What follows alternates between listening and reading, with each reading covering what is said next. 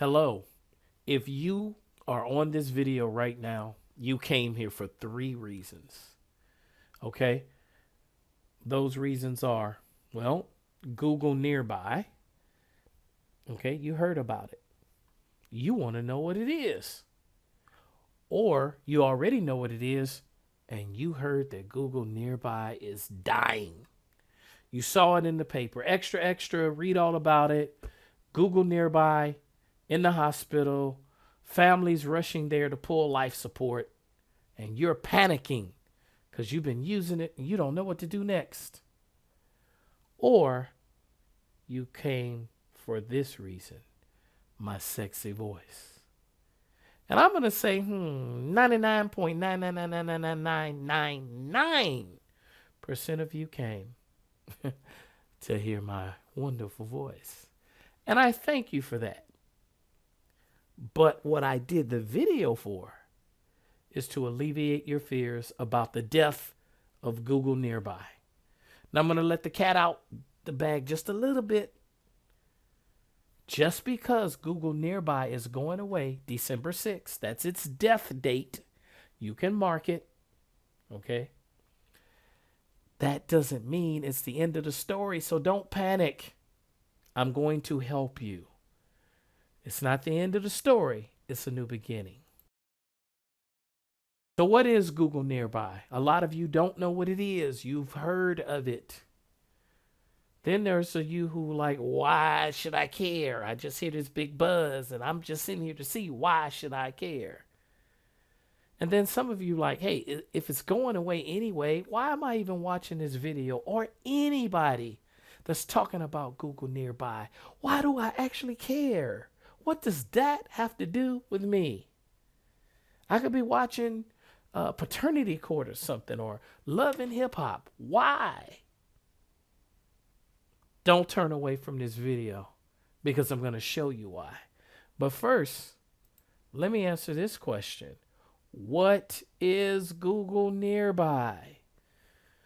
So it's best known as Google Nearby, but it's also known as Google Nearby Notification, Nearby Notification, Android Nearby Notification. Okay? It's usually referred to as one of those things. They're all the same thing.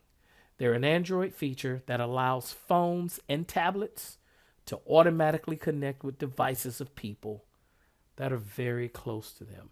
And when I say very close, I just want to give you some distance, like 100 meters close or 400 meters close.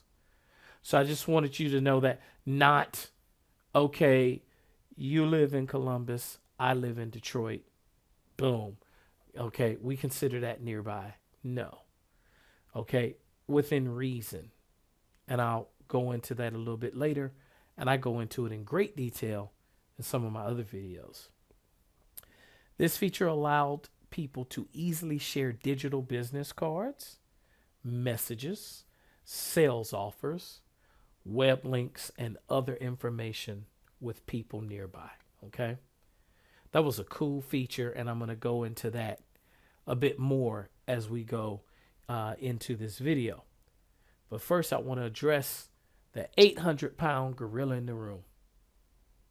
Google Nearby is dying December the 6th. So I'm going to totally alleviate all your fears. After this, you will not have a fear of Google Nearby dying. You will know what to do to benefit from its death, because you're going to benefit from Google Nearby's death, okay?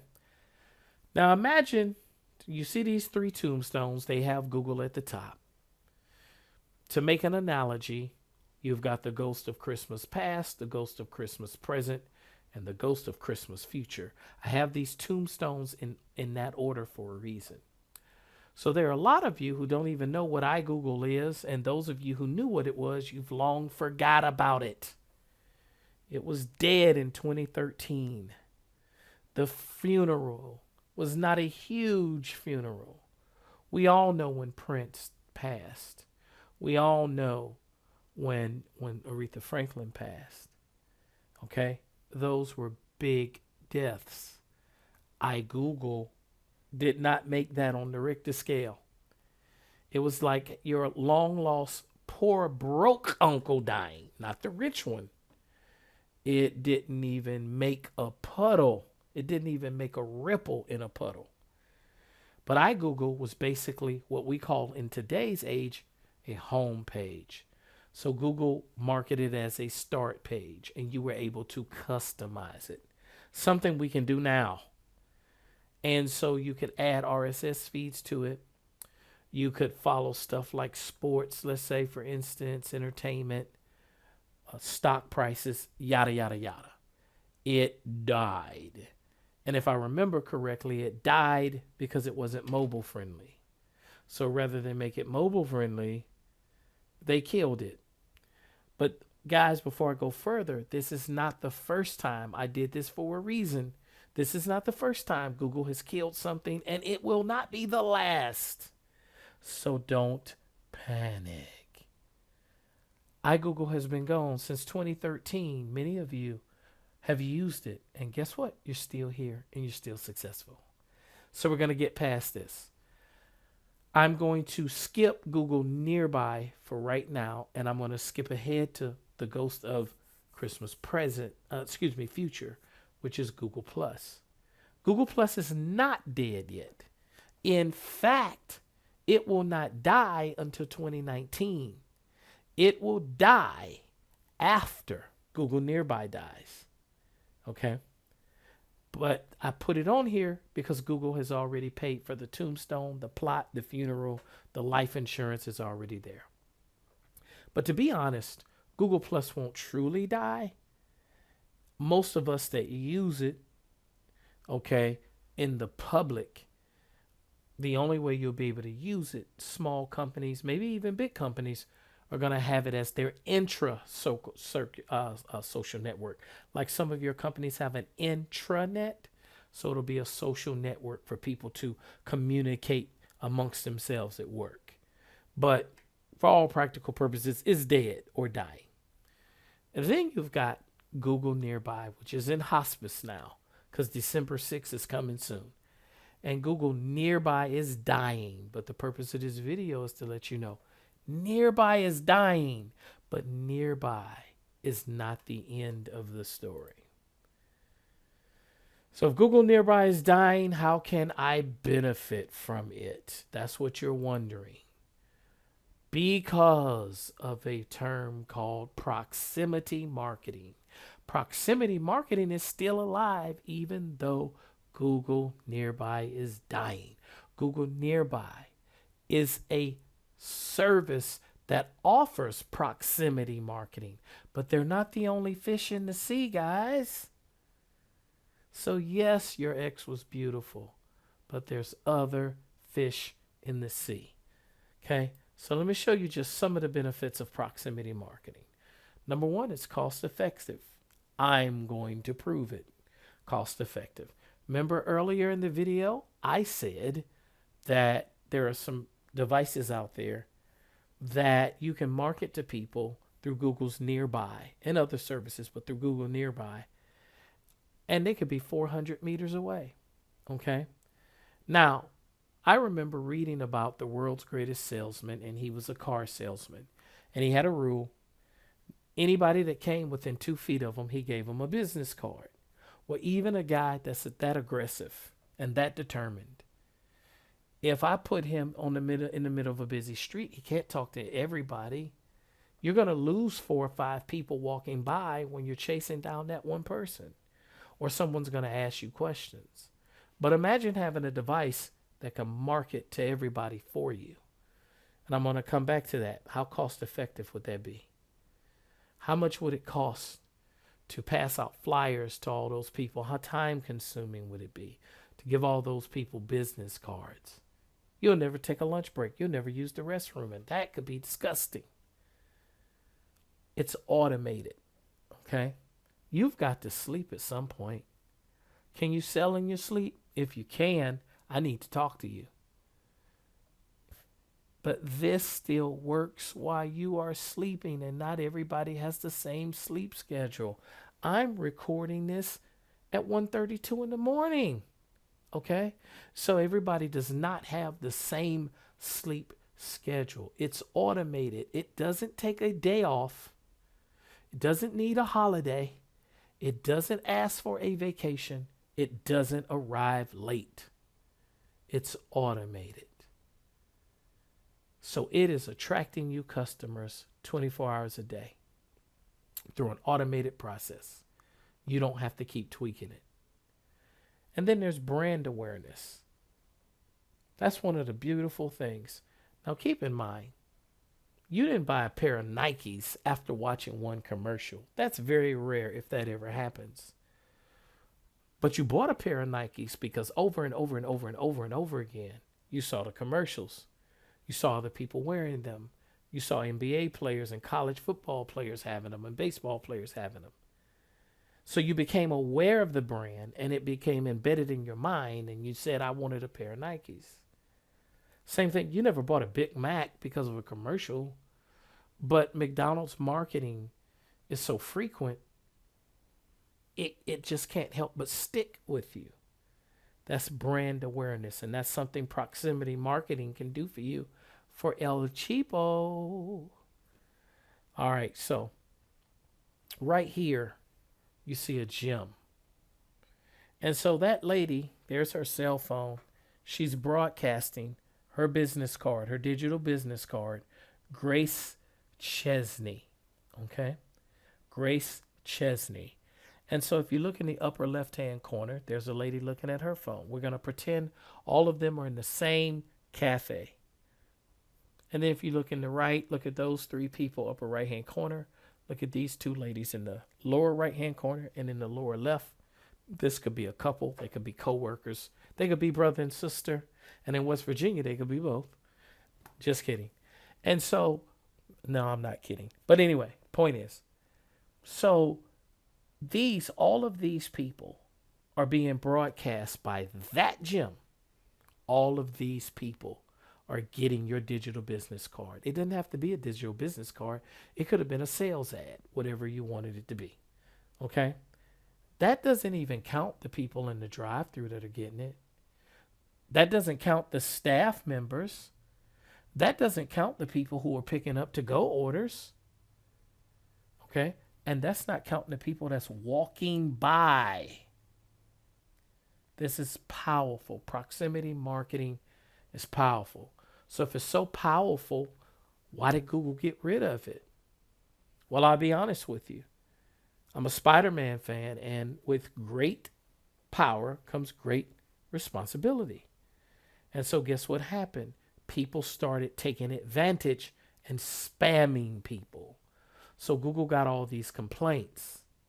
But would you like me to tell you the real reason that I think that Google got rid of it? It's not because Google is, we are going to be heroes and we care about people being spammed.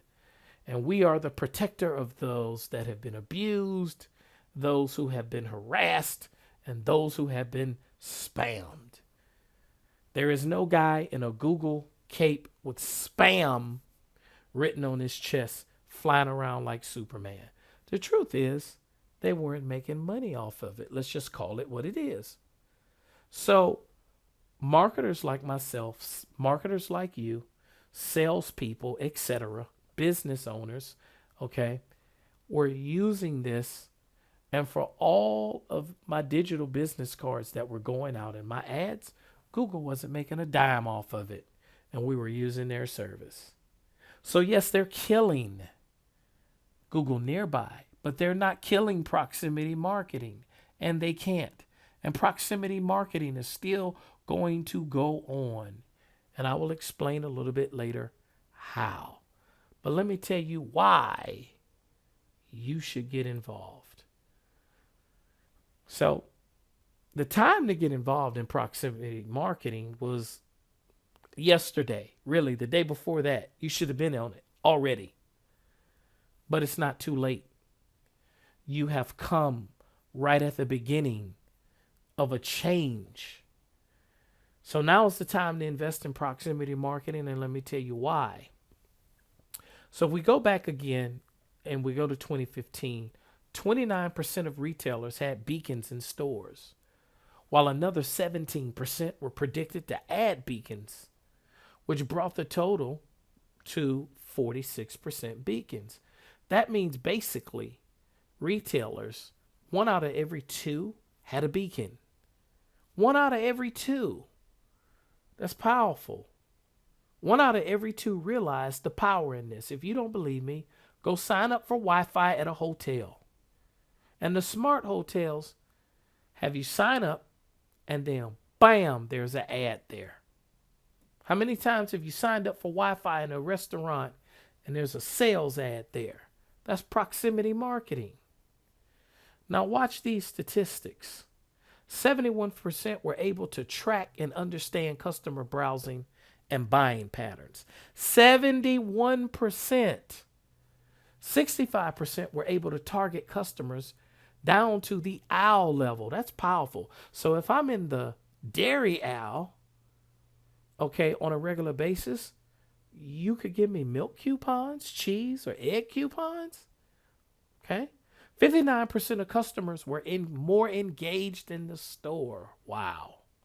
53% were able to create more relevant and compelling offers in the store. More relevant and compelling offers.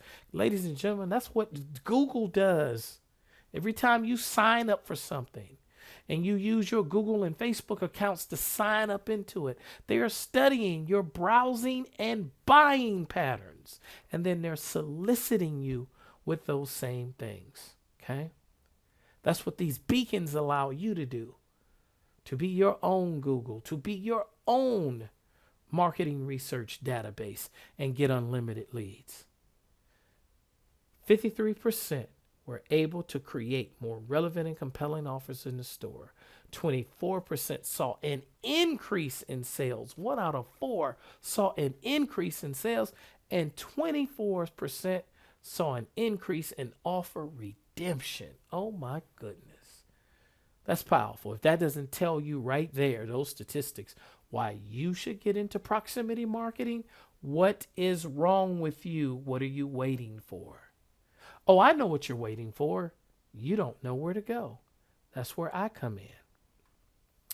So the 2 biggest giants in the proximity marketing game is Royaltie and Serbia. Royalties in the upper left, and in the lower right is Serbia.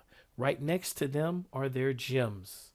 So you see Royaltie has gems, and then the antenna sticking up is called an uplink. That's what that is called, an uplink. That is a mobile Wi-Fi router. You can see the same thing with the Serbia Go services, and the one with the antenna is their router. Okay, so they both utilize proximity marketing. But hold on though.